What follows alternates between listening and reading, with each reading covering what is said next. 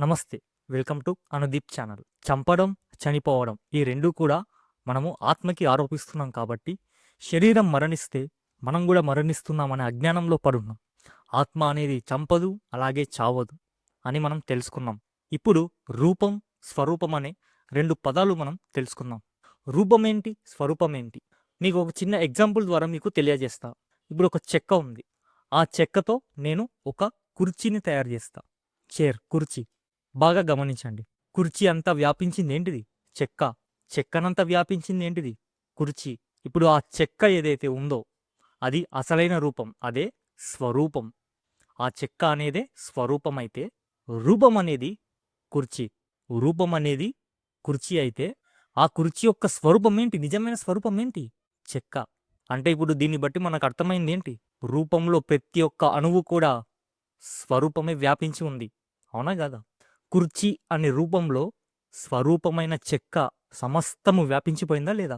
మరి ఇప్పుడు అది కుర్చా లేకపోతే చెక్కనా? ఇప్పుడు దాన్ని కుర్చీ అనాలా లేకపోతే చెక్క అనాలా? వాస్తవానికి అది చెక్క ముక్కే. కానీ మనం ఎలా చూస్తున్నాం? కుర్చీగా చూస్తున్నాం. అంటే రూపంగా చూస్తున్నాం. కానీ దాని యొక్క అసలైన స్వరూపం ఏంటి? చెక్క. ఇంకొక విషయం జాగ్రత్తగా వినండి. కుర్చీలో చెక్క కాదు, చెక్కలో కుర్చీ కాదు. కుర్చీయే చెక్క, చెక్కనే కుర్చీ.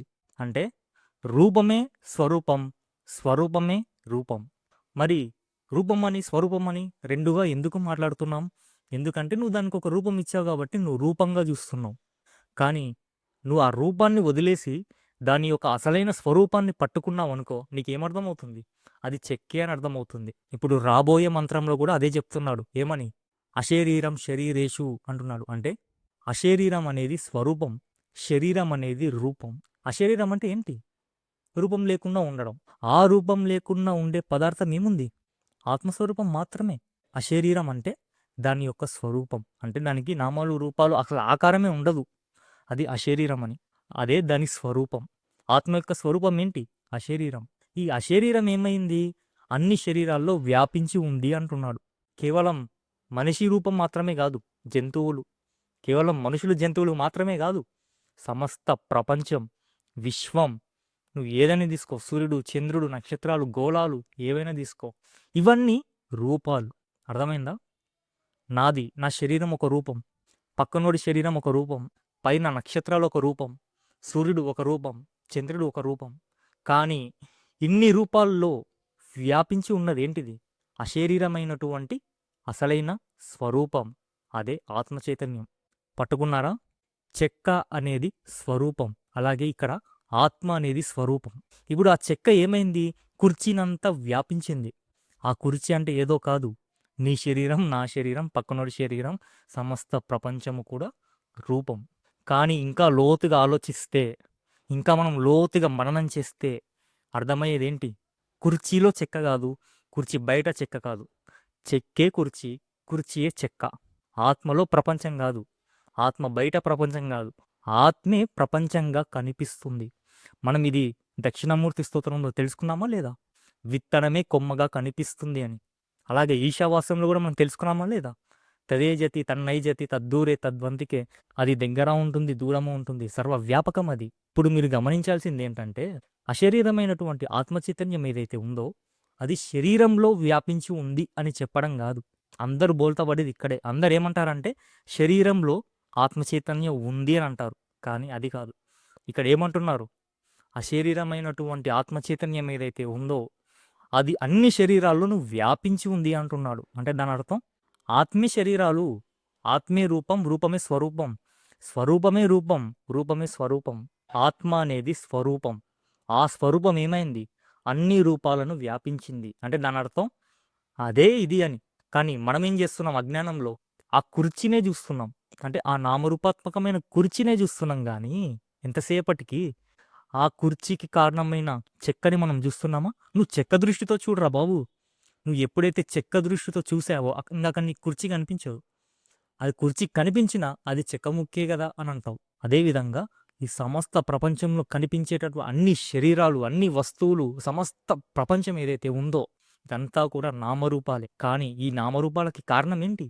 ఆత్మస్వరూపం అని ఆ దృష్టితో చూడు. నువ్వు ఎప్పుడైతే ఇదంతా ఆత్మస్వరూపమే అని చూసావో అంటే చెక్క అనే దృష్టితో నువ్వు ఎప్పుడైతే చూస్తే నీ కుర్చీ అనేది ఎగిరిపోయిందో, అదేవిధంగా ఇదంతా కూడా ఆత్మస్వరూపమే అని నువ్వు చూస్తే ఇక నీకు నామరూపాలు ప్రపంచం కనిపించదు. అంతా ఆత్మస్వరూపమే అని చూస్తావు.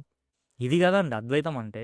ఇప్పుడు అర్థమైంది అద్వైతం అంటే ఏంటి? ఉన్నది ఒకటే పదార్థం, అదే ఆత్మ. సమస్త ప్రపంచాన్ని ఆత్మస్వరూపంగా చూసేటటువంటి శక్తి, సామర్థ్యం మనకు లేదు. అందుకే అంటున్నాడు ఇంకో మంత్రంలో ఏమంటున్నాడు? కేవలం ప్రసంగాలు వినడం వల్లో, శ్రవణం చేయడం వల్లో, పాండిత్యం వల్లో ఆత్మ అనేది లభ్యం కాదు. దానికి ఎంతో ముముక్షుత్వం అనేది ఉండాలి. ముముక్షు అంటే మీకు చెప్పాను, జిజ్ఞాసం కంటే ఎక్కువ ముముక్షం. ఇంకా ప్రతి క్షణం ఆత్మస్వరూపం మీదే వాడికి ముముక్షు ఉండాలి. అటువంటి వాడికి తనంతట తానే ఆత్మస్వరూపం అనేది లభిస్తుంది. అంటే అర్థమవుతుంది, అనుభవంలోకి వస్తుంది అని. నువ్వు 100 సార్లు భగవద్గీత విను, 1000 సార్లు ఉపనిషత్తులు విను, కేవలం వినడం వల్ల నీకు ఆత్మజ్ఞానం రాదు. నువ్వు ఆత్మను తెలుసుకుంటున్నావు అంతే. అంటే ఆత్మజ్ఞానాన్ని తెలుసుకుంటున్నావు అంతే, కానీ అది అనుభవంలోకి రాదు. నీకు తీవ్రమైనటువంటి ముముక్షు ఉండాలి. ప్రతి క్షణం ఆత్మజ్ఞానం గురించి ఆలోచిస్తూ ఉండాలి. ప్రతి క్షణం మననం చేస్తూ ఉండాలి. నిధిధ్యాసన చేస్తూ ఉండాలి. అప్పుడే నీకు ఆత్మ అనేది అనుభవంలోకి వస్తుంది. చెడు గుణాన్ని వదిలేయకపోతే, ఇంద్రియ నిగ్రహం లేకపోతే, మనసు స్థిరంగా ఉండకపోతే, ఏకాగ్రత శ్రద్ధ లేకపోతే, నువ్వు ఇటువంటి జ్ఞానం ఎంత విన్నా, ఎంత శ్రవణం చేసినా నీకు ఆత్మ అనేది అనుభవంలోకి రాదు అంటున్నాడు. ఒక్కటి గుర్తుపెట్టుకో, కరెక్టే, ఇదంతా కూడా ఆత్మస్వరూపమే. కానీ మీకు చెప్పాను సత్వగుణం, రజోగుణం, తమోగుణం అని.